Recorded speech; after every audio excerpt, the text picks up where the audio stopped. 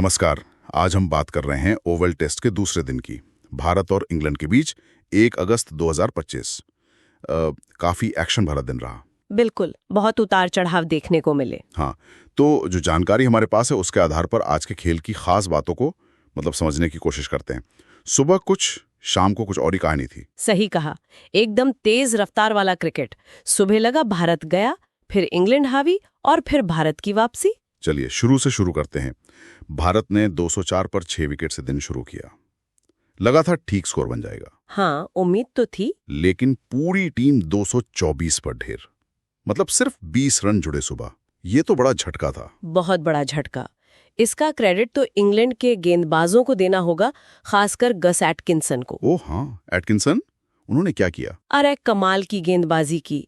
सुबह की नमी और पिच का पूरा फायदा उठाया, लगातार सही जगह पर गेंद डाली और भारतीय लोअर ऑर्डर को समेट दिया।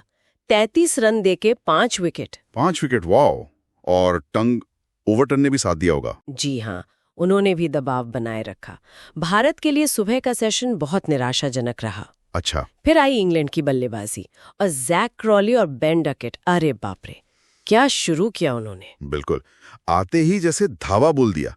92 रनों की साझेदारी, वो भी बहुत तेजी से। हाँ, सुना है ये इंग्लैंड के टेस्ट इतिहास की सबसे तेज सलामी साझेदारी है।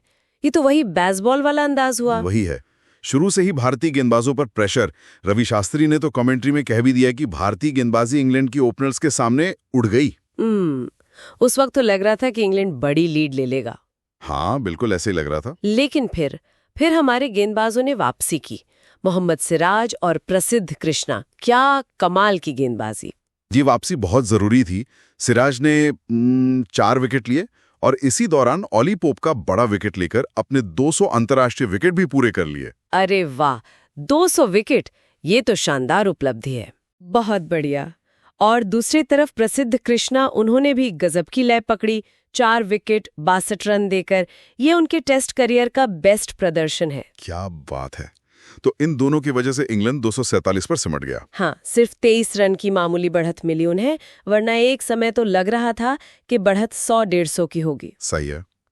अच्छा, इंग्लैंड की पारी के दौरान कुछ और चीजें भी हुई मैदान पर, कुछ गर्मा गर्मी। जी हाँ, एक तो वो आकाशदीप ने जब बेन डकेट को आउट किया तो कुछ इशारा किया। ओह हाँ, वो सेंड ऑफ। बिल्कुल, उसकी काफी आलोचना हुई। कई एक्सपर्ट्स ने उसे खेल भावना के खिलाफ, यहाँ तक कि शर्मनाक भी कहा। ये अच्छी बात नहीं है।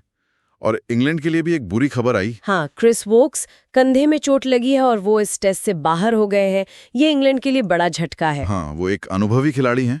उनकी जगह फिर एटकिंसन ने ही गेंदबाजी की और विकेट भी लिए। जी, और एक अच्छी चीज भी हुई आज। वो क्या? खिलाड़ियों और दर्शकों ने ग्रैम थॉप की याद में मेंटल हेल्थ चैरिटी माइंड के लिए खास हेडबैंड पहने। ओह हाँ, ये बहुत अच्छी पहल है। खेल के जरिए जरूरी मुद्दों पर ध्यान दिलाना। बिल्कुल। तो इन सब के बाद भारत की दूसरी पारी शुरू हुई और यशस्वी जायसवाल, उन्होंने तो आते ही मोर्चा संभाल लिया। यशस्वी ने बहुत ही आक्रामक अंदाज दिखाया, हालांकि उनके 3 कैच भी टपके। 3 कैच, किस्मत साथ थी बिल्कुल। और उन्होंने इसका पूरा फायदा उठाया। सिर्फ 44 गेंदों में 50 रन बना डाले। एकदम तूफानी पारी। लेकिन दूसरे एंड पर केएल राहुल जल्दी चले गए, सिर्फ 7 रन बनाकर। हाँ, ये थोड़ा निराशाजनक रहा। दिन का खेल जब खत्म हुआ तो भारत का स्कोर था 64 रन्स 1 विकेट पर। साई सुदर्शन नाबाद हैं 11 रन भी। जी, तो इसका मतलब है कि भारत के पास अब कुल 41 रनों की बढ़त हो गई है और 9 विकेट अभी बाकी हैं। तो पड़ला कब भारत की तरफ झुका हुआ लग रहा है। निश्चित रूप से दिन का अंत भारत के लिए काफी अच्छा रहा। तो कुल मिलाकर देखें तो दूसरा दिन तेज रन बने, विकेट गिरे, मैच का रुख कई बार बदला।